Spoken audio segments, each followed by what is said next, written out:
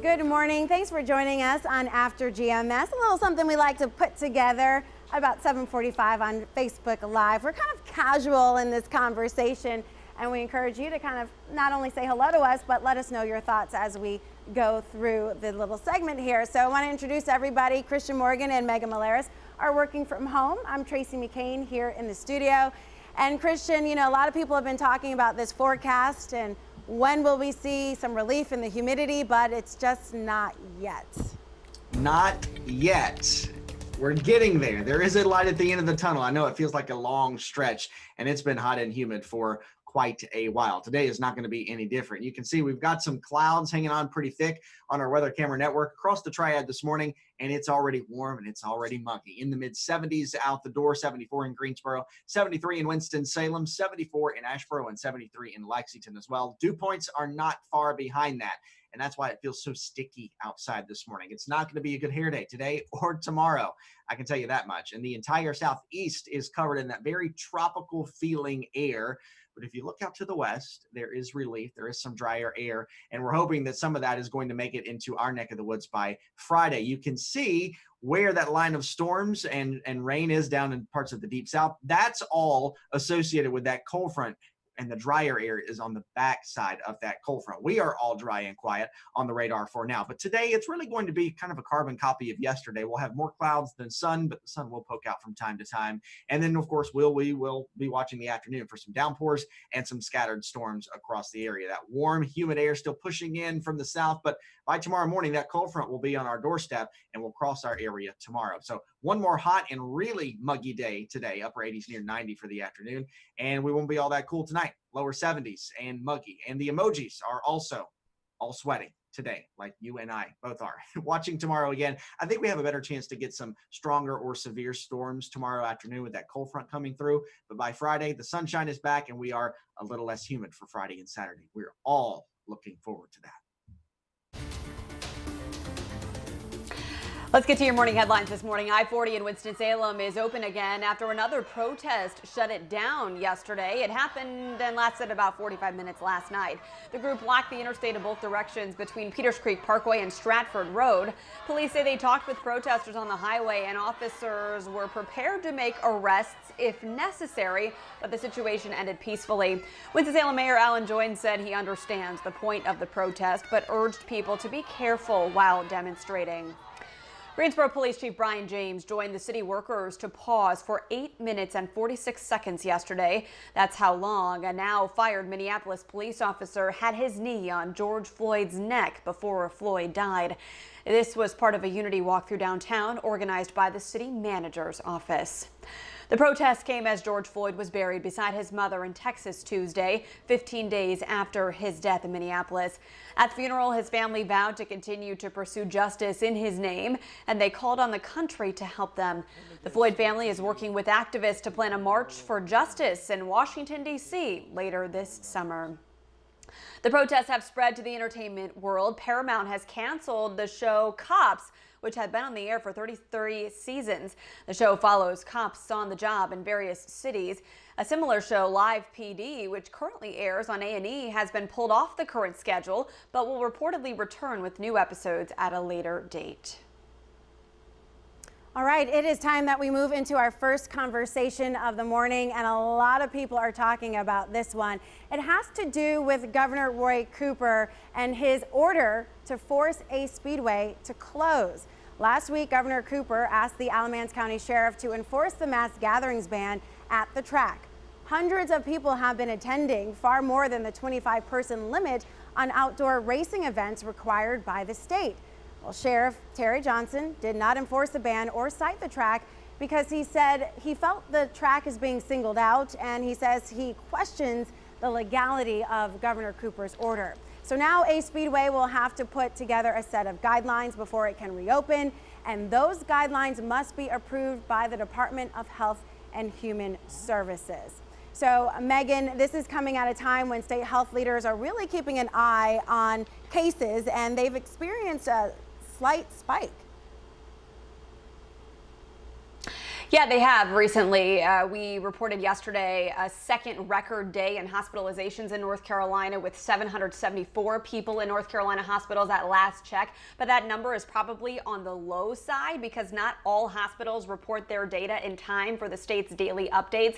So yesterday at that record high level of hospitalizations, only 84% of hospitals had reported their numbers. So something to keep in mind as we keep this in context here. As far as knowing whether this spike is attributed to events like the Ace Speedway event or the protests, it's really hard to gauge that because sometimes it takes about 2 weeks for those numbers of new cases to be reflected in the data. That's because, well, sometimes people don't have symptoms onset right away, and it can take about 7 to 14 days for those symptoms to really become a problem to the point where people might be inclined to get a test. So there is that lag time.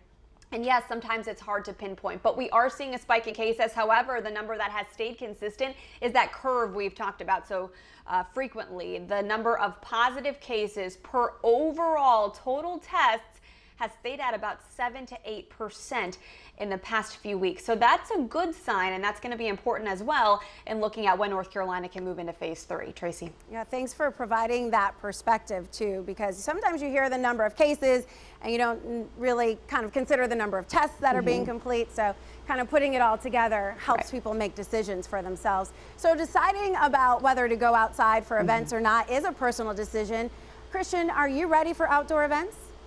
I am. I'm ready to get back outdoors, and as you guys know, I play in a band that does a lot of outdoor events in the summer, and so really the spring and summer months have kind of all been lost for us at this point. So on that front, I'm ready to get outside and ready to be playing again and performing again, but I'm just ready to go out and do things again. And you know, when I see things like all these people that are packed in the Ace Speedway, I'm almost at the point now where I get a little upset because I want us to move into these next phases on time. I'm ready for all that to happen, and I'm really pushing, don't do anything that's going to mess that up.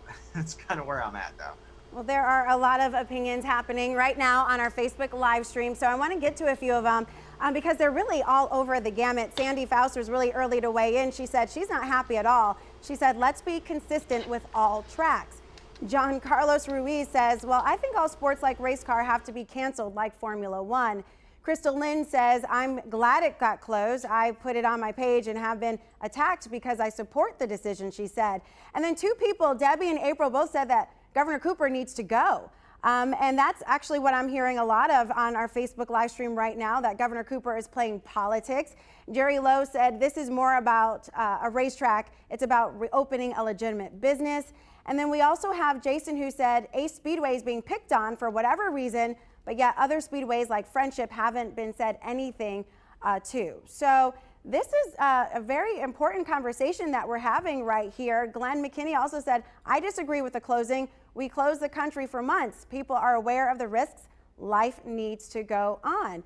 And Victoria Powell brought up a point that really is kind of taking off right now, taking some steam. Victoria Powell saying, how is it okay for people to protest, riot, but it's not okay to sit out in the stands to watch a race? Both events happening outdoors.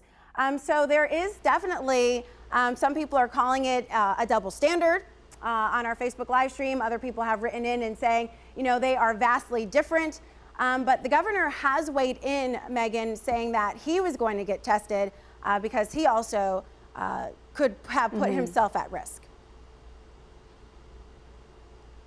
Yeah, and we are not sure exactly when that test was supposed to happen, but obviously this was a question that came up as people saw the video of him briefly marching with protesters outside the governor's mansion, I believe it was a few days ago last week. So we will look for those results and see what happens there. But there is this argument, if you are going to allow peaceful demonstrations with people wearing masks, can certain event spaces start to open up safely as long as people wear masks? I can see where the argument is coming from, and we'll have to see what happens in the governor's decision on how and when to implement that next phase. Yeah, and as people are kind of like patiently or kind of anticipating the opening of phase 3, it is possible that eventually the governor could say, you know what, this isn't going to happen, and then oh my goodness, I don't know what's going to happen at that point. But Christine said we need to stay safe. Terry Davis also wrote in and actually think this is kind of funny. He said, or she said, I'd say fill the stands and see how many they can arrest. Better yet, let the governor come in person and announce to the crowd to disband. So can you imagine Governor Cooper going to Ace Speedway and saying, okay, you guys have to all leave now? I don't think that would go Pack it over up, well. pack it up and go home. Yeah.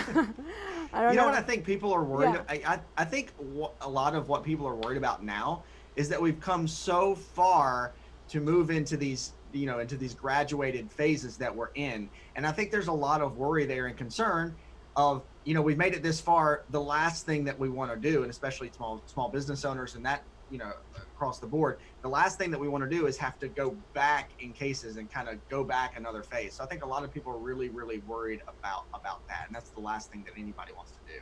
Yeah, and right now we're seeing lawsuits being filed against the governor for not allowing or putting in gyms and bars into the modified Phase 2 plan. So not only is he tackling that, and you know, those businesses do have a right to sue to try to get back open because it's a way of life for them as well. But there is a bill that's moving its way. It's passed the Senate, now in the House, to allow fitness centers and gyms and bars to reopen in the Phase 2 plan as it is now. So we'll have to keep an eye on all of that and see where it goes. But, you know, people have very strong opinions on both sides. You know, some people are saying that they completely support the governor. Other people are saying they completely disagree with the governor. And I think that this is going to be one that we are going to have to watch for a while to come. Mm-hmm. All right, this has been a great conversation. Thanks so much for weighing in. Speaking of reopen North Carolina, let's get to a few more headlines here, because I did mention the North Carolina Senate approving the bill that would reopen bars and gyms right now during Phase 2. Well, this bill is an updated version of a previous proposal that Governor Roy Cooper vetoed last week. Remember, that made headlines. The bill allows gyms and fitness centers to reopen and treats bars and restaurants equally, operating at limited capacity. The updated portion lets the governor reclose businesses if need be. And again, this bill now moves to the State House. Some NASCAR news now. Bubba Wallace will drive a Black Lives Matter car in tonight's race in Martinsville. NASCAR and Richard Petty Motorsports is giving us a first look at the car. You can see it here, number 43. Wallace says he hopes the design sparks conversation, which can lead to change. You can see Wallace in his car in action when racing begins tonight at 7 p.m. Let's talk about this forecast. Pretty hot, if you haven't noticed. I stepped outside for a minute just before we got on the air here to take out my trash and recycling, and my hair started frizzing up and I started sweating. So it is hot outside today, and I'm not easily feeling hot. I'm always cold. So this is interesting. It's full on summer in North Carolina right now, but a much different story in Colorado. I want to show you this video here, not what you'd expect to see in June. Yes, that's snow. It isn't everywhere, just in higher elevations, but some places got as much as 8 inches of snow. You could ski on that. Pretty amazing. I think there was also snow in Montana recently. It's just a wild year in weather. It is no doubt a wild year in weather. Actually, I saw some meteorologists in Montana that were talking about, I think, 16 inches in Montana. And of course, you know, we have actually never on record had a June snowfall here in the Triad. In fact, we haven't even had a May snowfall. We've had trace amounts, but that doesn't really count as measurable snowfall. And in fact, where that snow is right now in Colorado Springs, on record, today is June 10th, and the record for latest snowfall is June 10th, which was actually set back in 1975. So they are teetering on the border of records today. Wow. And so I think about our crazy year in weather, and I have to think back to 2019, right? Because snow in the Triad was insignificant. There was like... You couldn't buy it. Yeah, you couldn't buy a flake. I mean, it did, like, I saw some flakes here and there, 1 or 2 times, but nothing ever really amounted to anything, and it certainly didn't coat the ground. So it makes you wonder, like, are we setting ourselves up for a major snowstorm in 2020 just to add to the crazy year, right? What do you think, Christian? I wouldn't put anything past it right now. Like you said, it is 2020, and I don't know why we're surprised. I don't know why we're surprised by anything at this point. Yeah, it'll be interesting to see what history calls the year of 2020, if they just write it off completely and say, oh, I do think there was no 2020. I do think, on the contrary, not really snowfall-wise, but something that's probably on the top of everybody's mind right now is hurricane season. And I do think that we'll have a pretty active hurricane season in the Atlantic. Now, that doesn't mean, you know, when the National Hurricane Center says it's going to be an active hurricane season, a lot of people like to jump and say, we're going to get hit with all these hurricanes. That doesn't mean that every system that forms is going to come to North Carolina. It just means it could be an active system out in the Atlantic. And of course, we have already seen that with 3 named storms so far this year. 2 of those were even outside of official on the calendar hurricane season. 3 named storms. So what's next? That'd be letter D, right? Right. What's the name? Do you know? This one right now that we just that's encountered. Cristobal, right? Yeah, Cristobal. Cristobal. And then do you know D? I don't know. I was just wondering if you knew it.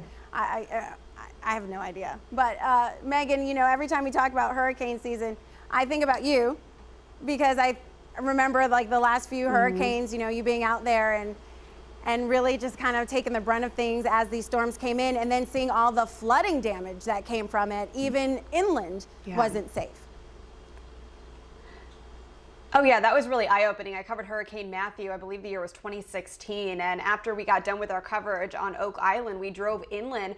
And I remember the cell towers were down, so our Google Maps were not working. We had to rely on the road signs, I know, imagine that, to get to where we wanted to go, which was toward Fayetteville, where we were hearing reports of flooding. And there were highways that had collapsed because of all the flooding already.